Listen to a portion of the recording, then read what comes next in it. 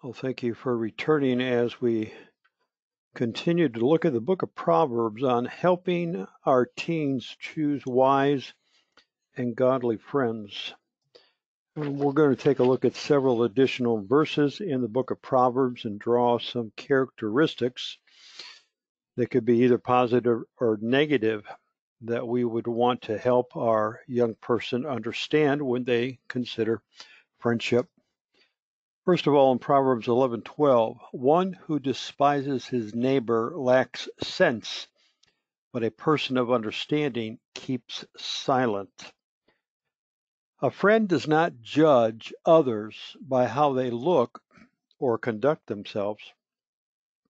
This is very important because our teens undergo a lot of peer pressure. And when cliques develop, there is the propensity to judge others by how they look or how they conduct themselves, whether they would fit into their clique or not. This would be a negative characteristic, but because we are not looking at the teen's heart, but simply how they dress or how they conduct themselves.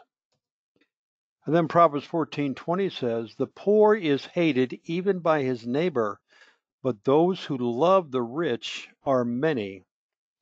The principle from here is friendship is not based on what you have or do not have. It's not based on your material blessings or the style of clothes that you have, or if they're older teens, the car that you drive or the Xbox that you have or the latest electronic devices.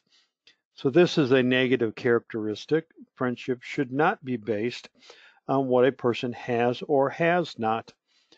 If you consider the friendship of David and Jonathan, talk about two polar opposites. One was royalty, the other was a shepherd.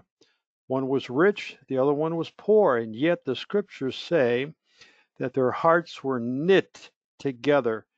They had an unbreakable bond because they had Jehovah in common. In Proverbs 21:10, the soul of the wicked desires evil. His neighbor is shown no compassion in his eyes. So a friend does not look for ways to harm others with pranks or activities.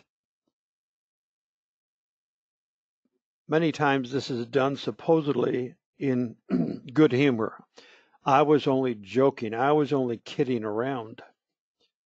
But it produces a genuine mental and emotional harm in another person, and trust is eroded.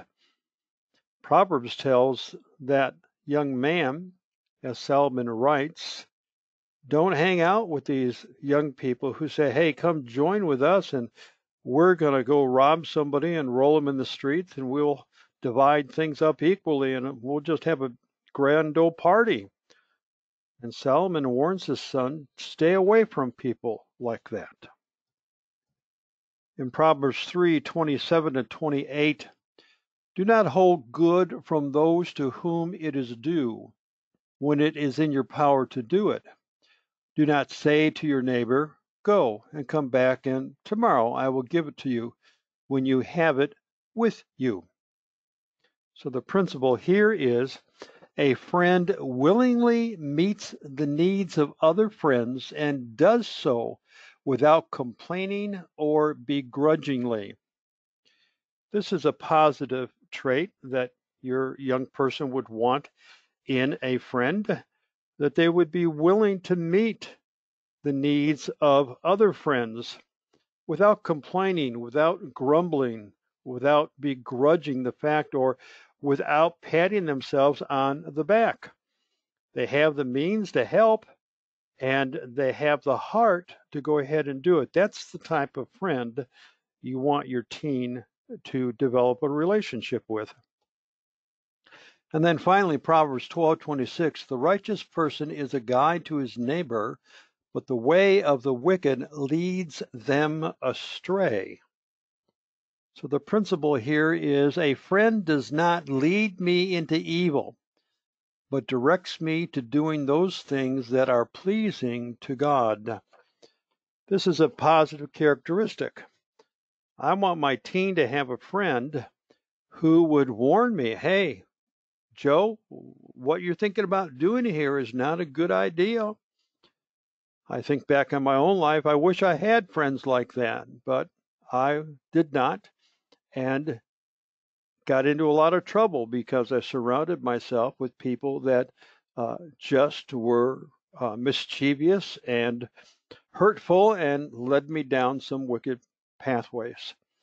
So a positive trait here, a friend is not going to lead your child or your teen into doing evil. And when he sees your teen thinking about or beginning to participate in something that is evil, he's going to warn your teen, hey, this is not the way to go. This is not pleasing.